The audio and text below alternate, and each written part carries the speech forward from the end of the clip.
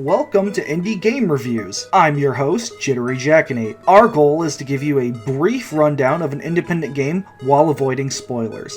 I'll talk about what I like, what I don't like, and then I'll give it a score from 1 to 10. Today's game that we're looking at is called Turnip Boy Commits Tax Evasion. Turnip Boy Commits Tax Evasion is a game released in 2021. It was developed by Snoozy Kazoo and published by Graffiti Games. It is an action-adventure game with hack-and-slash features where you, Turnip Boy, must go on a quest at the orders of Mayor Onion. Why?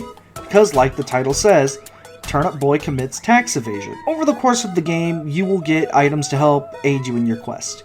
The game has a feel to other roguelike games, and it is very easy to pick up and play. I got my hands on the game thanks to the Epic Games launcher, making it free to play for me. Normally, this game goes for around $14.99.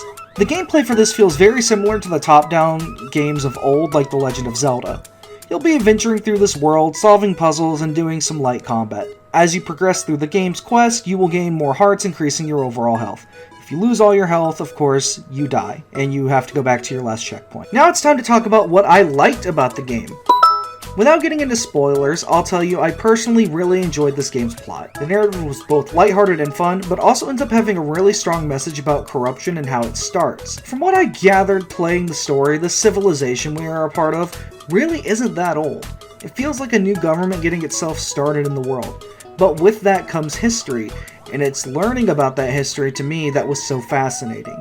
The art style especially helps this game stand out and feel unique. The music in this game is also really fun. I have actually found myself going back and just listening to the game soundtrack on my own. In fact, the music in this video comes from this game. There was this moment on stream where I was talking about the plot of the game, and we were learning more about it, and the music just lined up perfectly with my thoughts on where I thought the story was going. Seriously, really great foreshadowing leading into one of the main areas you will find yourself exploring. Lastly, the humor. I really like games that don't take themselves too seriously. Gaming should be fun, and this game is. Even if I was struggling with a particular puzzle or getting lost in the overworld, talking to an NPC in the game had the potential to get some laughs out. There was one particular character that had an entire conversation with the Navy SEALs copy pasta meme, and that was just a ton of fun. They didn't have to throw that in there, however, I will add that if you don't like that type of humor or you don't get the jokes, the humor probably won't be for you. The game can be played in one sitting, and that's great. I like that there is post-game content. I haven't explored all of that yet, but it is nice to see extra features added in there for the player. I myself missed a few of the collectibles that explain a lot of the lore, and that also has encouraged me to go back and play some more. What I didn't like about the game.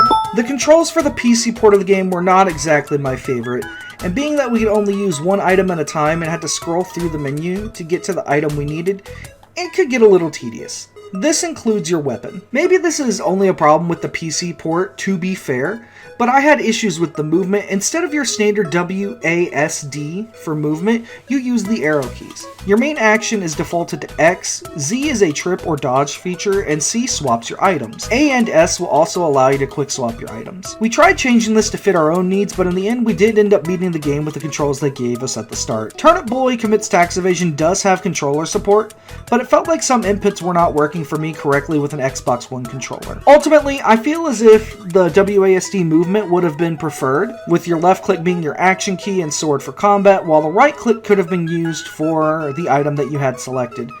And simply scrolling the mouse wheel to choose your item would have went a long way to help the player, which brings me to my next point, the difficulty.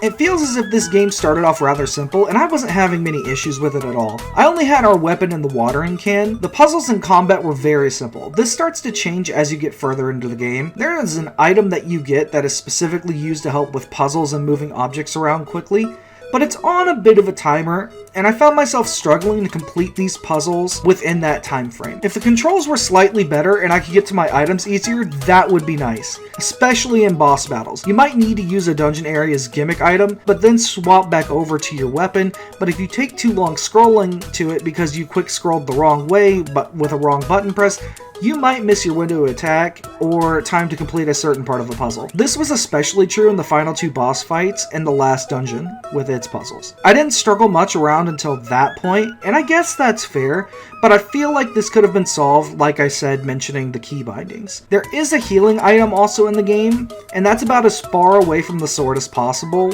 and it felt like with swapping items, that became a big issue. Lastly, there is a lot of backtracking in this game. If this game had some sort of fast travel feature or shortcuts that you could discover in the map to get from one major area to the next, it would cut down a lot of time that you just spend going back and forth through zones you've already seen. This is a very minor complaint though compared to the other issues I brought up. The pros. The art design and music are top notch. The story is fun and the characters have a great sense of humor. It's a short game. I beat it in 3 hours despite any setbacks that I had. The cons. Controls take some time getting used to. Like I said, this might be better on console, but we played the PC version of the game. The difficulty spikes suddenly on you, and that can get overwhelming thanks to the controls. And, of course, backtracking can feel tedious. Lastly, Metacritic gave this game, on average, something in the 7 range, both from users and critics. And I think they're right on the money. I'm giving Turnip Boy Commits Tax Evasion a 7 out of 10. Thank you all for watching this episode of Indie Game Reviews. Have you played this game? What did you think about it? Did you like it? Let me know in the comment section down below.